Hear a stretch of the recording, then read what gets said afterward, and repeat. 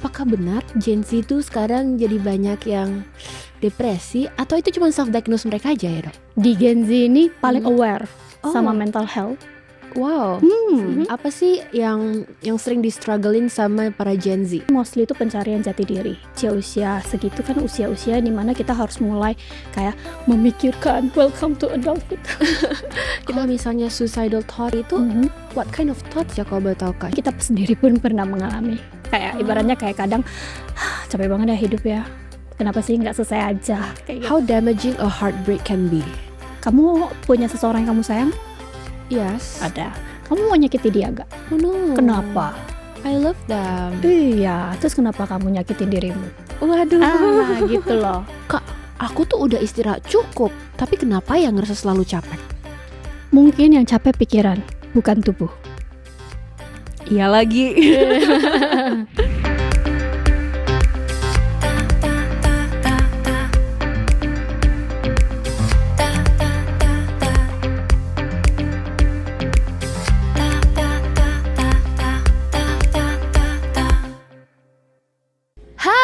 Welcome back to Modcast, your favorite podcast. Anyways, topik hari ini itu sangat relate ke kehidupan kita sebagai Gen Z, Millennials, atau whoever watching out there.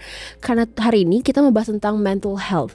Everyone give a round of applause untuk the one and only Jennifer. Halo. Apa kabarnya? Baik, kamu? Waduh, kalau ditanya apa kabar ke psikolog nih beda biasa jawabannya ya. Kita harus jujur ya. Iya dong. Tapi untuk durasi saya akan jawab baik. Oke, nanti di belakang layar aja. Betul. Kita sesi gratis guys, lumayan. Anyways, nah ini kan sudah berapa lama nih menjadi psikolog? Kurang lebih 7-8 tahun. 7-8 tahun. Betul.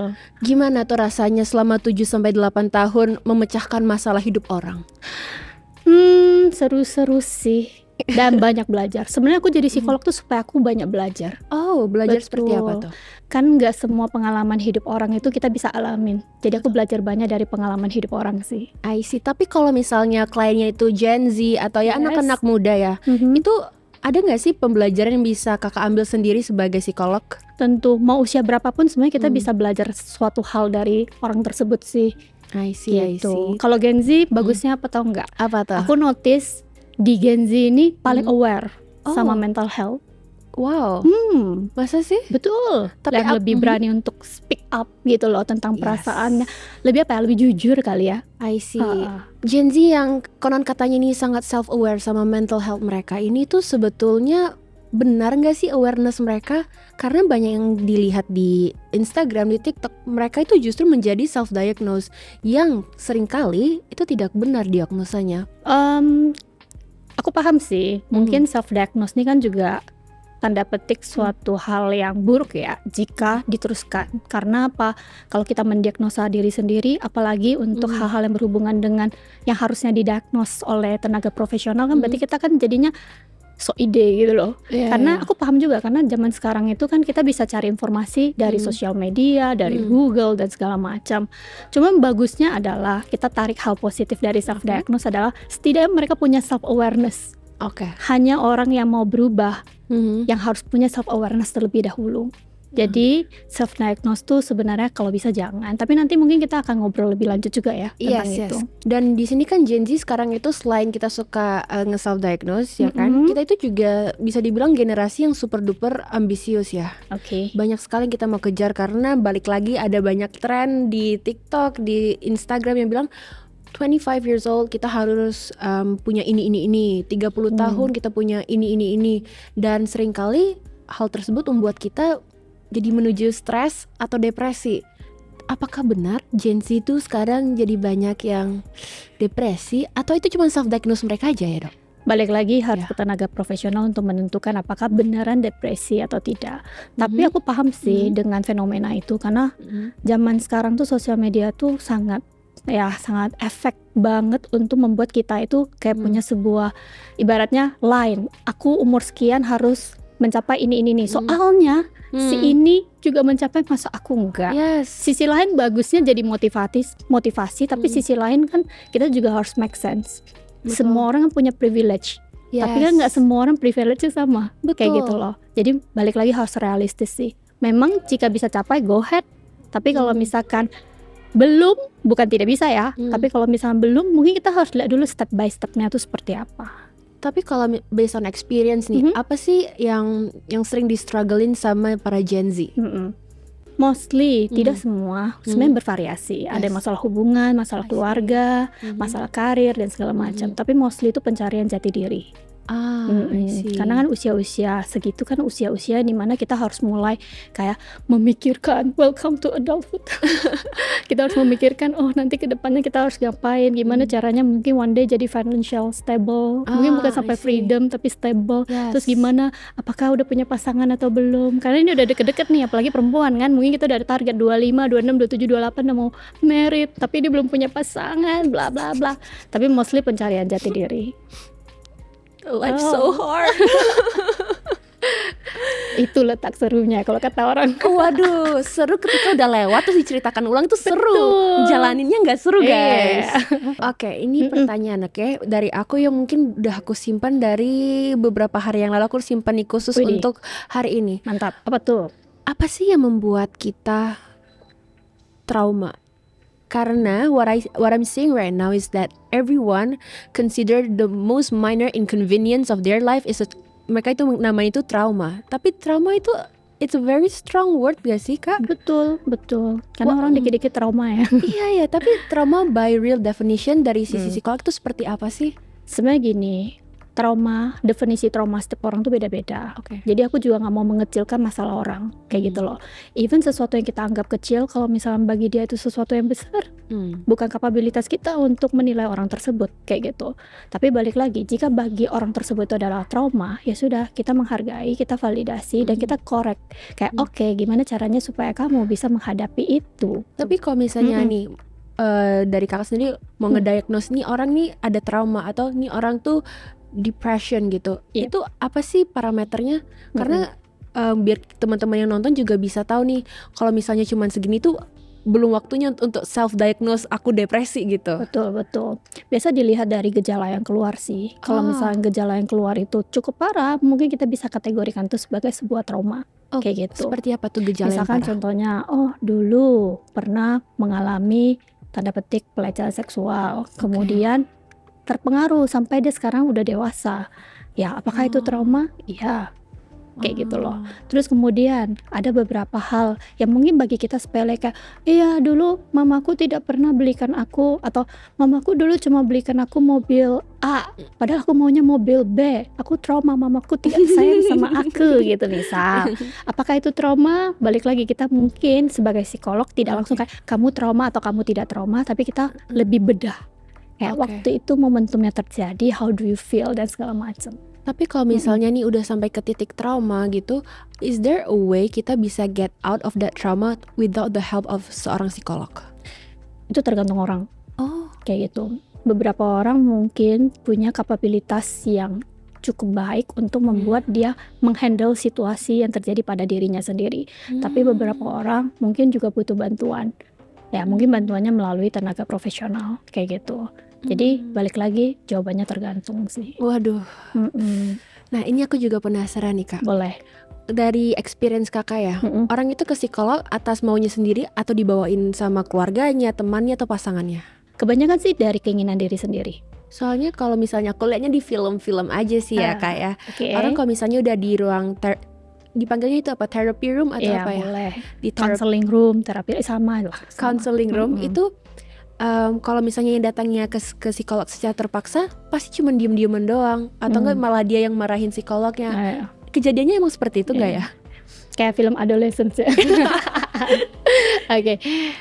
Enggak juga sih, itu mah pintar-pintarnya psikolog sih. Gimana caranya dia bisa bikin rapport sama si orang tersebut. Kalau misalnya pada akhirnya psikolog ini bisa membuat orang tersebut nyaman, mungkin dengan sukarela ya, tadinya nggak mau jadi mau untuk cerita. Tapi memang ada beberapa orang kasusnya mungkin cukup besar sehingga dia memilih untuk diam. Aku pernah kok mengalami itu. Jadi sepanjang sesi dia diam aja. Cuma diem? Cuma diam. Terus itu satu sesi mungkin setengah jam, 1 jam? 1 jam. Itu diem doang? Diem doang. Hah?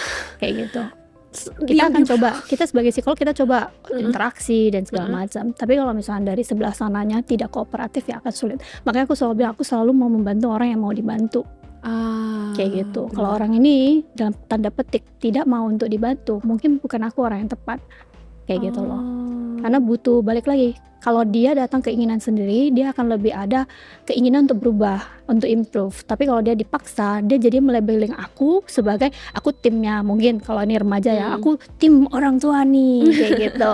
Jadi aku ngomong apa nanti pasti bocor nih, makanya memilih diam. Kalau misalnya suicidal thoughts atau ada attempt untuk pengen bunuh diri atau menyakiti diri sendiri itu what kind of thoughts ya kalau boleh tahu Kak? Siapa tahu nih teman-teman ada yang sempat terlintas di pikirannya tapi nggak nyadar itu adalah suicidal thoughts. Sebenarnya kalau misalnya untuk suicidal thoughts, even orang itu tidak ngomong, mungkin kita sendiri pun pernah mengalami. Kayak ibaratnya kayak kadang capek banget ya hidup ya. Kenapa sih nggak selesai aja? Kayak gitu loh. Kadang kan even orang dewasa pernah mengalami ini gitu. Apakah itu kategori suicidal thoughts? Thoughts-nya iya. Tapi apakah suicidal attempt belum tentu. Dan kadang ini cuma kayak pikirannya sekelibet lewat aja. Belum tentu kita juga akan melakukan. Ini kayak cara untuk kita mengeluh lah ibaratnya. Tapi ada beberapa orang yang kalau dia suicidal thoughts tuh dia terus menerus instan. Iya, intensitasnya tuh tinggi banget. Hari ini mikir, besok lagi mikir, mikir. Dan tiap kali ada masalah pikirannya adalah udahlah bye aja. Dan mungkin udah searching tuh cara untuk bye-bye dari dunia ini dengan cara yang tidak sakit. Gitu-gitu. Kalau misalnya udah sampai mengarah ke sana, seek for help deh.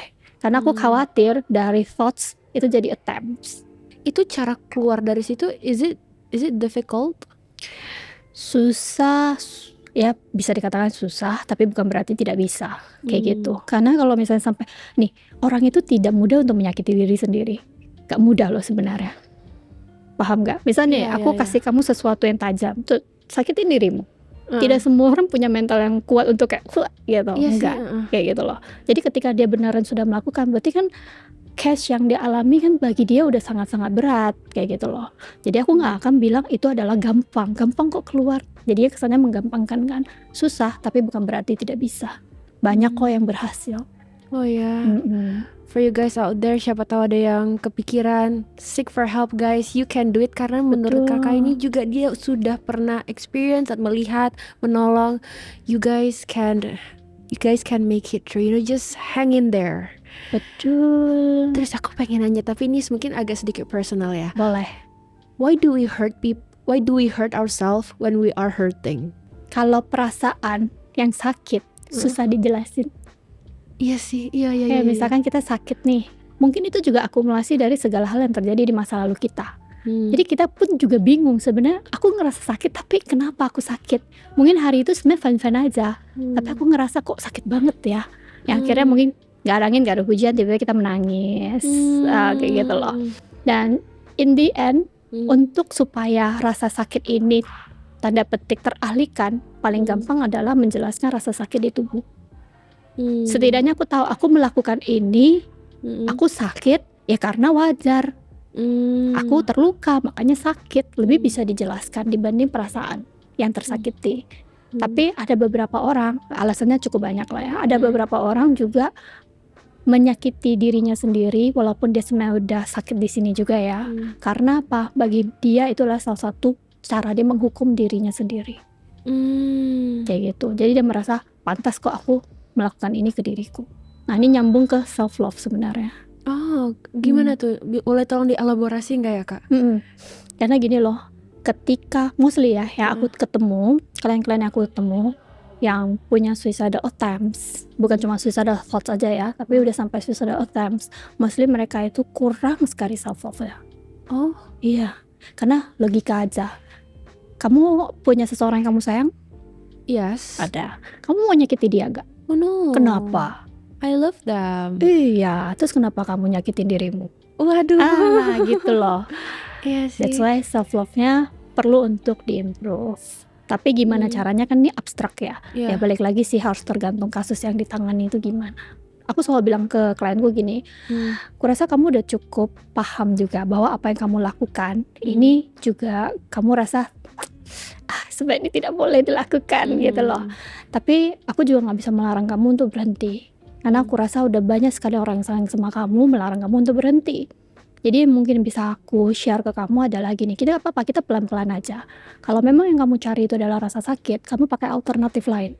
Kalau misalkan kalau misalnya cutting gitu ya, kalau misalnya kamu tahu cutting itu tidak baik dan toh juga berbekas lagi gitu kan, apalagi kalau dia anak perempuan, aduh bekas mahal, harus laser dan segala macam, treatment mahal lagi gitu kan. Gini aja, kamu ambil karet, kamu jepret aja, kamu taruh di sini, terus kamu jepret. Kan sakit juga ya itu ya, lama-lama. Silakan. Tapi walaupun mungkin ada beberapa anak yang bilang, tapi itu nggak sesakit. Iya sih benar. Jadi ada banyak alternatif lain. Aku pernah bikin konten tentang itu sih. Kayak alternatif apa aja yang bisa kita lakukan, tetap merasakan sakit tapi setidaknya tidak berbekas. Nah nanti pelan-pelan sampai habit itu hilang. Oke, tadi kita udah bahas banyak sekali tentang self awareness, self diagnosis juga ada sedikit dan beberapa topik lainnya. Tapi satu topik yang pengen banget dibahas dan aku yakin juga para audiens di sana itu pengen banget ini dibahas, itu adalah tentang percintaan ya. Widih, boleh. Where do we start? Okay, let's start with heartbreak ya. Boleh. How damaging a heartbreak can be? Tergantung orang. Semuanya kayaknya jawabannya tergantung orang ya. Psikolog tuh punya ciri khas, jawabannya tergantung. Karena tergantung orang itu bagaimana memaknai cintanya dia. Kayak gitu. Dan seberapa dicinta dengan pasangan dia. Kayak gitu. Kalau misalnya mungkin cinta kita yang levelnya kayak mungkin antara cinta tapi aku punya banyak hal di luar sana yang menjadi prioritas aku, mungkin damage-nya nggak gitu besar karena dia tahu bahwa dunia dia nggak tentang pasangannya aja. Kayak gitu. Tapi kalau misalnya orang yang menganggap seseorang atau pasangan dia adalah dunianya, mungkin akan sangat dalam. Kayak gitu. Karena apa? Ketika orang itu sudah tidak ada, dunianya jadi runtuh. Ya. Gitu. Jadi itu tergantung dari bagaimana orang itu menyikapi sih. Dan tergantung usia. Yes. Nah, menurut dari sisi psikolog nih, is there a right age di mana umur segini baru kita itu mentally ready to fall in love? Ada nggak sih? Sebenarnya kalau jatuh cinta umur berapa aja bisa jatuh cinta sih. Sebenarnya even mungkin dari kita zaman SMP udah cinta-cintaan, cinta SD, ngeri SD, cinta-cinta monyet gitu udah. Tapi mungkin pemaknaan cintanya mungkin tidak sedalam orang dewasa. Even banyak orang dewasa juga kadang pemaknaan cintanya tidak mendalam gitu. Betul sekali. Gitu. Jadi mah balik lagi ke orangnya sih. Tapi kalau misalkan kapan usia yang tepat untuk jatuh cinta, tidak ada. Tapi kapan usia yang tepat untuk memulai membentuk sebuah hubungan, kalau menurutku setiap usia tuh ada fasenya. Misal kalau kamu SMA pacaran, ya menurutku ya it's okay, asal tahu batasan. Kemudian nanti kamu zaman kuliah pacaran, go ahead, gak apa-apa, asal tahu batasan, kayak gitu loh. Dan ketika mungkin kita udah lebih dewasa, udah masuk dunia kerja, biasa lebih kompleks. Udah gak ada batasan ya? Iya, ibaratnya batasan di sini kayak ibarat kita udah memperhatikan bibit, bebet, bobot, future-nya, visi misinya, bla bla bla bla bla. Kriterianya tuh jauh lebih banyak. Kalau dulu pas kita SMA, wah yang penting ganteng, wah mulai nih kayak gitu kan. Nah, mungkin sesimpel itu gitu loh. Tapi kayaknya zaman sekarang anak-anak gak kayak gitu ya. Udah lebih kompleks juga ya. Udah semakin kompleks. Nah, gitu sih kurang lebih. Jadi kalau untuk memulai hubungan, apakah kamu dan pasanganmu ini ready untuk memulai hubungan atau tidak? Oke, tadi itu kan memulai hubungan. Kalau mengakhiri hubungan, is there a right way untuk mengakhiri hubungan supaya nggak kena mental gitu? Kena pasti kena lah. Apalagi kalau kita ngomong sayang, pasti kena. Nggak mungkin nggak. Manusiawi. Dan menurutku it's okay, itu fase dalam hidup. Kadang kita euforia ketika kita memulai dan kita sakit ketika kita mengakhiri. Tapi kesakitan itu tidak akan long last. Who knows, dengan berpisah nih satu pemikiran aku, opiniku, yang mungkin teman-teman di sini boleh coba terapkan kalau merasa cocok. Aku sih berpikir gini, perpisahan tuh tidak selalu buruk karena perpisahan bisa memulai pintu yang baru. Ya juga ya. Tapi ngomongnya gampang, untuk menerapkan mindset itu sendiri tidak gampang. That's why nikmati. Sedih dinikmati, kecewa dinikmati, semua nikmati, marah nikmati. Nah masalahnya itu kebanyakan dari kita itu tidak menikmati perasaan-perasaan tersebut. Betul. Emosi tersebut dipendam. Betul. Apakah itu yang membuat kita depresi? Gak juga ya? Gak selalu harus dikaitkan dengan depresi. Hati-hati self diagnosis. Iya, balik lagi ke topik pertama. Gak selalu depresi itu kata yang berat. Mungkin stres iya, frustasi iya, tapi belum tentu akan berkaitan dengan depresi. Tapi Kayak gitu kalau sih. perihal memendam perasaan itu, apakah ada waktunya yang tepat? Oh, it's okay kalau ini dipendam, ini jangan dipendam, ini mungkin ya terserah. Ada nggak, Kak? Kalau mendem atau tidak, sesuatu yang dipendam tuh kayak bom waktu. Oke. Jadi pendem, boom, lebih gede. Sakit mana? Ledakan petasan atau ledakan bom nuklir? Iya juga ya. Kayak gitu loh. Benar. Kalau menurutku mungkin bukan memendam kali ya. Kita belajar untuk acknowledge perasaan kita, emosi yang kita rasakan. It's okay untuk kita bilang, wajarlah aku sedih, orang memang baru putus cinta. Wajarlah aku marah, orang dia selingkuh. Wajarlah aku takut. Karena apa? Sosok yang biasanya selalu bersama kita sekarang udah nggak bisa chattingan, udah nggak bisa ketemu dan segala macam, takut kehilangan. Wajar. Itu semua perasaan yang sangat manusiawi. Tapi setelah kita acknowledge perasaan itu, what next? Jadi kita bukan bertanya ke why, kenapa ya aku putus ya, apa aku kurang ya, apa aku bla bla bla bla, bukan ke arah sana, tapi lebih ke arah what next yang aku harus lakukan. Karena in the end, aku tahu nih kata-kata klise, life must go on. Kayak gitu. Mungkin gak semuanya, tapi ya I believe a lot of us itu ingin memasuki fase hidup dimana kita memasuki fase pernikahan ya. Yes. Nah itu ada gak sih dari kakak parameter yang mungkin bisa kita juga di rumah menjadi, ya kita bikin indikator untuk diri sendiri. Oh, I'm ready for marriage. Oh no, I'm not ready. Kalau menurutku gini, kan kita ada couple kayak premarital marriage juga, dan memang banyak banget tuh poin-poin yang harus dibahas sebelum kita memulai sebuah hubungan ke jenjang yang lebih serius, yaitu pernikahan. Mungkin aku kasih kisi-kisi dulu kali ya. Boleh banget. Misalkan satu, visi misi kalian menikah tuh apa? Visi misi kalian menikah yang sangat bertolak belakang, kalian mesti consider sih apakah tetap mau menjalankan hubungan ini atau tidak. Terus kemudian yang kedua, masalah financially ya. Uang bukan segala-galanya, tapi sekarang segala-galanya butuh uang. Uang sekolah nggak usah jauh-jauh, misalkan uang sekolah anak aja mahal zaman now gitu kan, biaya hidup aja udah tinggi banget. Nah itu juga harus untuk didiskusikan kayak gitu. Financial juga dibahas di session. Malah harus terbuka gitu loh. Karena kalau misalnya kamu punya utang atau tidak, karena ketika kita menikah dalam satu kakak, utang tuh bisa diwariskan. Betul sekali. Kecuali kalian prenup ya, Yes. gitu loh. Terus masalah pihak ketiga, mertua, bla bla bla. Kalau misalkan aku ada masalah sama mertua, apa yang kamu lakukan, bla bla bla bla bla. Culture keluarga, karena kan kita pasti berbeda culture-nya. Walaupun kita sama-sama tinggal di Indonesia, tapi setiap keluarga punya culture-nya masing-masing. Gimana caranya kita mungkin mengambil hal-hal baik dari kedua culture ini, kita combine dan kita build up culture yang jauh lebih baik untuk diimplementasikan ke keluarga kecil kita. Kayak gitu. Masalah boundaries dengan lawan jenis itu pun dibahas. Oh, itu juga dibahas? Iya dong, kayak gitu. Karena kan tanda petik definisi dari kayak perselingkuhan dan segala macam, selingkuh tuh beda-beda loh. Ada yang bilang, oh aku nge-like foto cewek harusnya bukan selingkuh gitu, atau aku nge-like foto cowok tuh bukan selingkuh kali gitu. Tapi enggak, itu selingkuh. Definisi aja bisa berbeda. Jadi disamain dulu persepsinya kayak gitu. Dan kalau misalnya lagi premarital counseling kayak gitu, session seperti itu juga dikulik nggak ya? Misalnya masa lalunya, trauma masa kecilnya itu dikulik juga? Yes, betul. Jadi biar pasangan juga lebih memahami, aku seperti ini ternyata ada pengaruh dari sana. Walaupun aku selalu tekankan ke siapapun sih, ini gak cuma tentang couple ya, tapi ke individu manapun aku selalu tekankan. Apalagi kalau udah dewasa, udah 20-an, udah kepala 2 nih ceritanya. Aku selalu tekankan, kamu udah kepala 2, kepala 3, atau kepala 4, atau kepala 5 dan seterusnya. Kamu gak bisa menjadikan itu sebagai alasan untuk membenarkan tindakan kamu. Aku tahu masa lalu memang bisa membentuk kita sekarang, tapi sekarang kamu yang sekarang punya kemampuan untuk membentuk dirimu sendiri. Jadi kamu gak bisa jadiin itu sebagai alasan. Itu bentuk dari kedewasaan kita. Tapi out of curiosity aja ya, boleh banget gak dijawab, tapi I really appreciate kalau misalnya dijawab, karena ini benar-benar curious. Berapa persen dari mungkin from your experience ya, from your clients, yang setelah premarital counseling atau session malah jadi gak nikah? Ada. Banyak gak ya?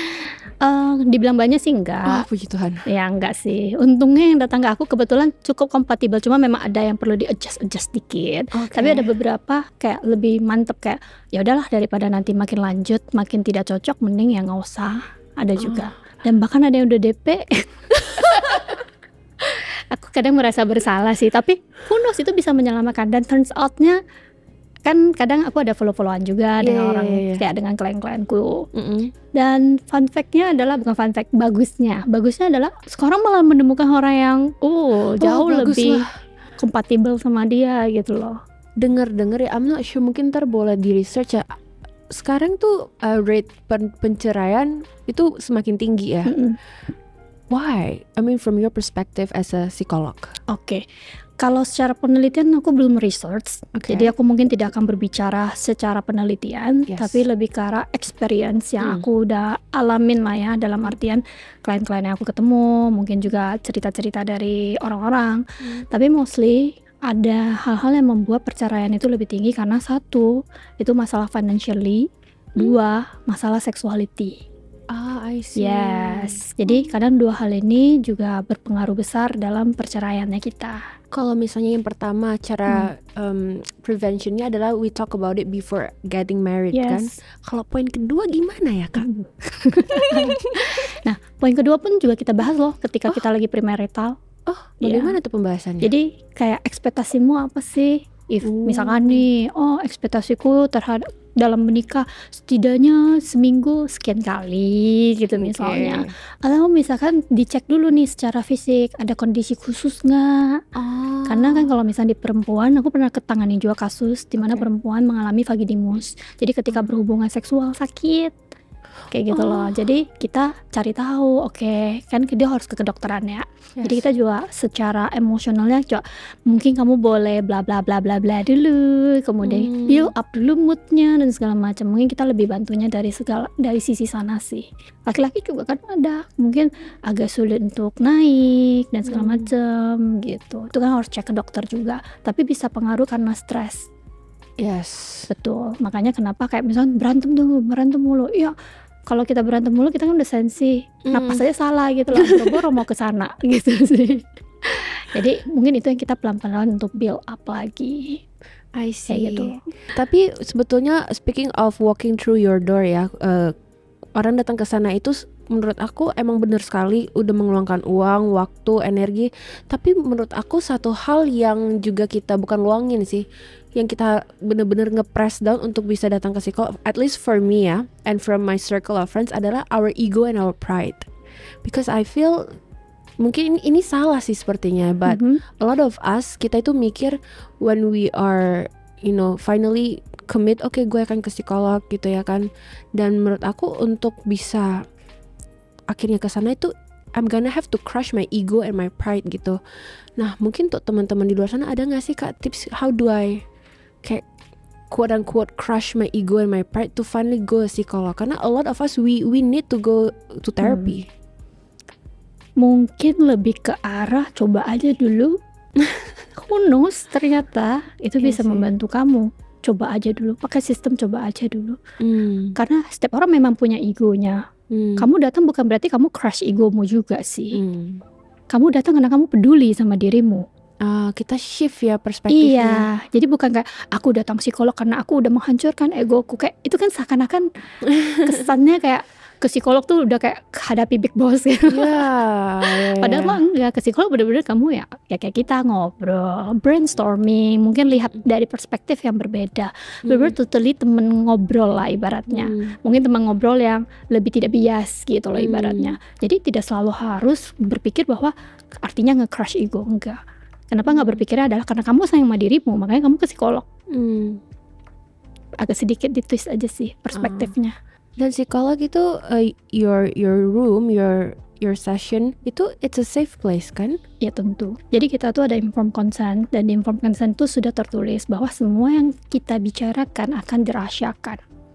Jadi even pun misalkan ada orang yang dia kenal, misalkan keluarganya mau tanya ke aku, kalau orang ini sudah dewasa, aku tidak akan share. Aku akan minta izin dulu, boleh di-share atau tidak, kalau boleh sejauh mana. Kalau misalkan klien tidak mengizinkan, maka aku tidak akan berbicara. Karena ini bukti bahwa aku memang benar-benar menunjukkan untuk kamu bisa trust juga ke aku. Kayak gitu, itu integritasnya aku sebagai seorang psikolog lah ibaratnya. Jadi ketika pembicaraan pun di dalam, ya udah memang kita berdua kayak gini aja, kayak ngobrol, cuman lebih private. tadi kita kan sudah bahas panjang lebar, tapi one last question. Bagaimana cara kita mengfilter Betul. informasi tentang mental health, informasi tentang I don't know, trauma, depression, everything on the internet, supaya kita juga balik lagi ke topik awal, we are self-aware, tapi self-aware secara Oke. baik dan benar. Betul. Nah, sebenarnya gini sih, dengan adanya internet sangat mempermudah kita untuk mencari informasi, baik di TikTok kayak mau di IG kayak mau di Google, ChatGPT. ChatGPT, Betul. yes. Jadi sangat mudah sekali. Tapi ya memang kita harus bijak-bijak untuk menelaah. Ini biar semua pada tahu. Karena menurutku gini, dengan permudahnya kita untuk dapetin informasi, kita suka cocok logi. Iya, Kayak gitu loh. Mungkin aku ini, mungkin aku itu. Kenapa bisa jadi self diagnose? Karena dia udah bilang aku depresi. Pas ditanya, oh kamu ke tenaga profesional, terus habis itu kamu ke psikolog atau psikiater, makanya kamu bilang kamu depresi. Enggak, aku baca di internet atau aku tes di online. Di website apakah aku depresi, itu ada tuh kayak gitu-gitu. Apakah aku psikopat, gitu-gitu kan. Percaya sama aku tuh cuma just for fun aja, jangan kalian anggap serius. Tapi kalau misalkan kamu udah punya self awareness, aku acungin jempol. Jangan sampai kamu labeling diri. Karena biasanya stepnya self awareness, which is good. Kemudian self diagnose, lama-lama self labeling. Jadi kita udah melabeling kita gangguan khusus sehingga kita jadi tersugesti. Jadi kita bersikap seperti tanda petik gejala-gejala yang kita baca di internet. Jadi be careful sih. Padahal mungkin kita enggak. Nah teman-teman, jadi kita sudah bahas banyak sekali nih tentang mental health dan segala perintilan-perintilannya langsung sama ahlinya. Nah seperti biasa, kita main games dulu nih. If you had to give one advice, tapi under 10 seconds. Nah biasanya kalau kita lagi sesi sama psikolog itu kan 1 jam. Kali ini enggak, karena sesinya cuma 10 detik. Are you ready? Oke. Situasi nomor 1. Tungguin karakter dulu. Aku ngerasa kosong, tapi nggak tahu kenapa. Oke. Kita ngerasa kosong, berarti kita ada sesuatu. Mungkin saatnya kita cari tahu. Boleh juga ya. Oke, situasi kedua. Kenapa ya? Aku tuh susah banget bilang enggak ke orang. Gak bisa aku bilang no ke orang. Kenapa ya kak? Hati-hati dimanfaatin. 10 detik. Jago juga nih. Oke. Aku tiba-tiba sedih, kayak tiba-tiba gitu, for no reason. Kenapa ya kak? Semuanya tuh ada alasan. Saatnya kamu juga cari tahu alasannya. 10 detik soalnya. Kalau nggak aku bisa jawab panjang nih. Oke. Dan terakhir. Kak, aku tuh udah istirahat cukup, tapi kenapa ya ngerasa selalu capek? Mungkin yang capek pikiran, bukan tubuh. Iya lagi. Nah itu dia guys, kita tadi udah therapy session 10 detik. Kalau misalnya mau yang full version, yang pasti bukan di sini ya. Oke, boleh langsung kunjungi aja ya Kak Jennifer. Mungkin boleh di-share nih ke teman-teman di mana lokasinya atau Instagramnya apa? Oke. Jadi saya tuh dari VETA, Biro Psikologi VETA. Jadi kalau misalkan teman-teman ada yang butuh konseling dan segala macam, even tes minat bakat, penjurusan dan segala macam, itu bisa langsung ke @vetem.id. Oke, atau bisa ke personal aku juga @jen.psikolog. Check it out guys, Yes. oke? Sebelum kita menutup sesi counseling hari ini, boleh dong Kak share sedikit quotes atau kata-kata mutiara untuk para audience di rumah. Jangan memusuhi masalah, karena masalahlah yang bikin kita jadi lebih bijaksana. Oke lah ya. Thank you so much for Thank today's you. session. Thank you for coming. Thank you for brightening our eyes. Karena ya aku merasa ini merupakan topik tabu nggak tabu yang harus diklarifikasi. And I think you did a great job. And I Thank you. hope everyone watching at home dapat juga ya lebih self-aware dan juga self-love ya tadi. Betul. Once again, thank you Kak. Thank you juga. And I'll see you guys next time. Bye-bye.